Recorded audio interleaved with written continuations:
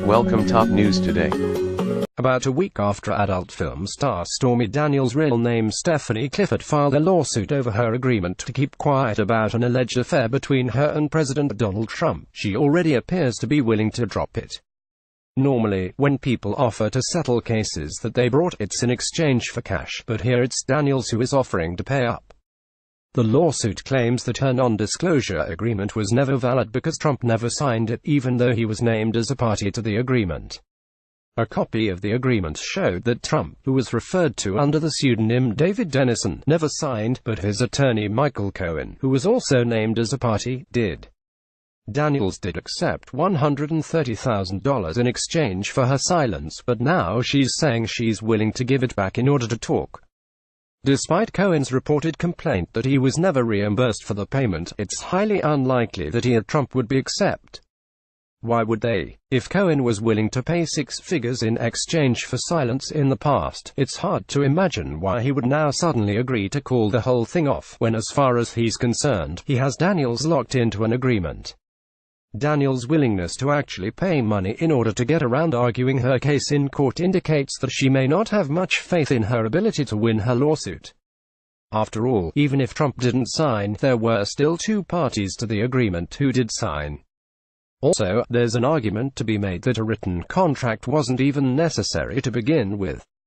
Typically speaking, in order for a valid contract to exist, all you need is an offer, an acceptance of the offer, consideration, typically payment, or a promise of performance, and a mutuality of obligation, meaning both sides have to do something.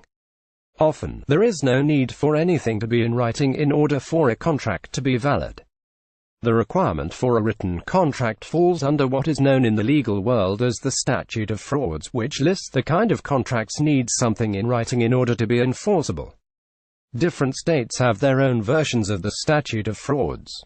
According to Stormy Daniels' lawsuit, her contract with Cohen was negotiated, at least mostly if not entirely, in California. California's statute of frauds lists which types of situations require a written contract, including a promise to answer for a debt, several situations involving real estate transactions, loans or credit in excess of $100,000, an agreement where performance is to be done after the promisor dies, and agreements where performance is not to be performed within a year of the agreement being made.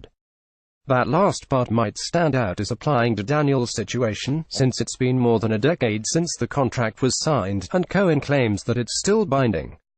Nevertheless, a 1998 Cornell Law Review article dealing with agreements for silence says that the statute of frauds may not apply here after all.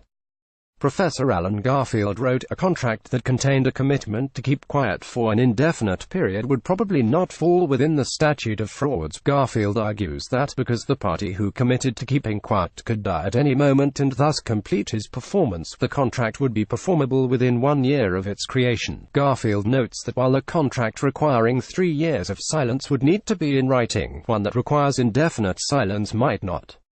That means that Cohen might not need any written contract to keep Daniels quiet. The fact that they do have a written contract that he and Daniels signed is evidence that there was an agreement between the two of them.